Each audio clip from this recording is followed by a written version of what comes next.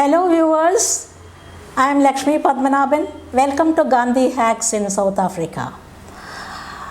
SS Courland and SS Nadera. Remember the two steamships which had started towards Durban, carrying 800 passengers and the VIP passengers being Mohandas Gandhi and his family. Well, the two ships dropped anchor at Durban on 18th December 1896. They had survived the fury of nature, but the fury of man awaited them. Only after a thorough examination of the passengers and the ship would they be allowed to deboard. And the additional anxiety was that there could be a quarantine imposed on them because there was a plague in Bombay. A yellow flag had to be hoisted before the medical examination, and it could be lowered only after the doctor declared the ship to be totally germ-free. The yellow flag went up the two ships, SS Nadera and SS Courland, and the doctor examined it, and a 5-day quarantine was imposed on the two vessels. According to the doctor, 23 days were required for the plague bacillus to mature, and so 18 days were already spent in the sea, and so 5 more days. But the quarantine did not end at the end of 5 days. The real reason for the quarantine was not exactly the plague in Bombay, it was something else. The Natal government was under pressure from the white people to see that the ships that came from India were returned. There were a few specific circumstances in Natal which happened in the absence of Mohandas Gandhi. Circumstance number 1, the Tonga Sugar Company in 1896 wrote a letter to the government of Natal requesting help to import skilled workers like carpenters and blacksmiths and bricklayers from India. They promised to pay wages which were 3 times more than what was paid the indentured laborers. They insisted on the quality of the work that these workers would be able to offer. Merit, quality were the only criteria, and they did not bother about the race or the color of the skin or their religion, and that has always been one of the strategies of capitalism, that is to maximize profit through incentives. But here in Durban, it clashed with the sentiment, the racial sentiment there, which have reached a crescendo with the prosperity that the Indians were enjoying in that place. The Tonga letter was leaked to the press, and a huge uproar resulted. The artisans protested against this. So far only indentured laborers were brought from India, and there were no threat to the skilled workers. But this expected arrival of Indians was a direct threat to their survival. So there was a lot of hue and cry against this, and the Tonga company was forced to withdraw their letter. The second circumstance was the publication of the Reuters summary of Gandhi's green pamphlet.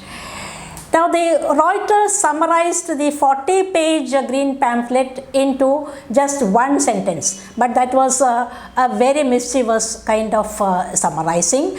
The language was changed totally. Instead of the moderate language that Gandhi had used in the green pamphlet, these people had introduced a kind of very provocative language, and this created a lot of misunderstanding among the white people in Natal.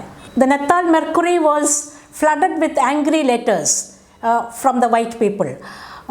They had sacrificed a lot. They had shed their blood in order to seize control of the land from the native Africans, whereas the Indians did nothing. They did not have to sacrifice anything, and here they were flourishing, making a lot of money, and now they wanted political rights. This should never be considered. That was the opinion of the white people.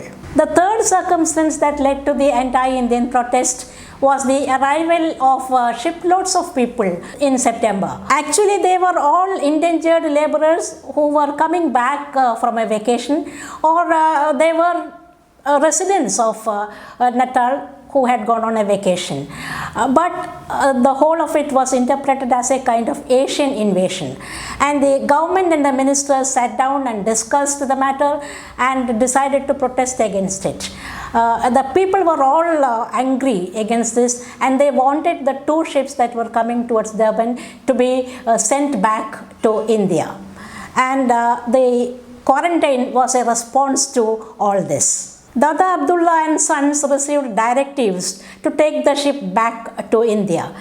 But their lawyer, Frederick Lafton, advised them not to listen to these directives. He was a friend of the Indians. He was not just a paid employee of the company. He was one of those Englishmen who supported Barrister Gandhi and his fight for justice. The real intention of the quarantine was to put pressure on the passengers and drive them away.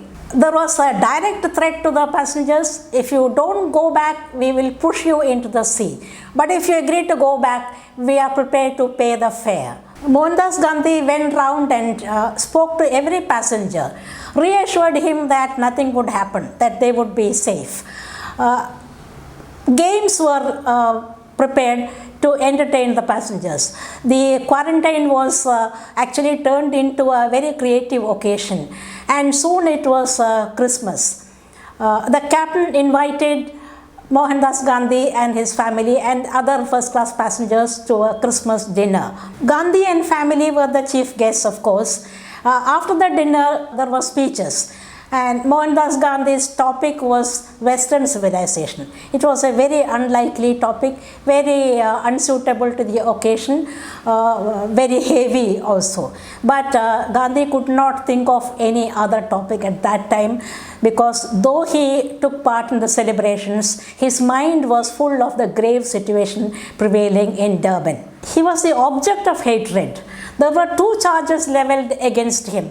One was that he was doing anti-European propaganda in India, and secondly, he was charged with bringing shiploads of people, an attempt to fill the land with Indians. Both these charges were wrong. Gandhi could give reasons why these were unjustified, but he was also aware that the Abdullah and Sons company had taken a big risk in bringing them all over. The passengers' lives were in danger. Even his own family's safety was in doubt. So the topic that he had chosen to speak was quite relevant to all these things. That is Western civilization. He very strongly condemned the civilization that had made people behave in this manner. The white people behave in this violent manner because the very basis of Western civilization is violence and the use of arms. Because of that, Western civilization differed from Eastern civilizations. The captain listened to all this very patiently, and he asked a question to Mohandas Gandhi. Supposing the people, the authorities, carry out the threat, that is, push them all into the sea, would he still stick to his principle of non-violence? Now, Mohandas Gandhi's answer was typical. I believe that God will give me the courage and discretion to forgive them. I am not angry with them. I have only sympathy for their lack of understanding and their ignorance. Words so similar to Father, forgive them, they know not what they do. Now the captain just smiled in response to this. The quarantine continued. The authority to take decision was no longer of the quarantine officers now. It was the Natal government which had to take a decision. And the Natal government sent an ultimatum to Gandhi and his people: obey the orders if you want to go back alive. Pat went the reply: nothing doing. We are going to land in Durban. It is our right. Come hell or high water, we are going to enter Natal. Now, at this firmness, the government of Natal had to surrender. Two other forces worked behind this decision. Lord Elgin, Viceroy of India, and the Secretary of State for the Colonies, Chamberlain, wanted to avert the embarrassment in the Diamond Jubilee year of the Queen. And so they pressurized the Natal government to allow Gandhi and the other passengers to land in Natal. So it was not out of love of Gandhi or of love of the Indians. But anyway, it was victory for the Indians led by Gandhi. But Gandhi's own trials were far from over. The government had yielded, but not the white people. Now, what did they do to Gandhi? We will see in the next episode. Thank you for listening to the entire episode. Please continue to support me. Please subscribe, like, and share. Thank you.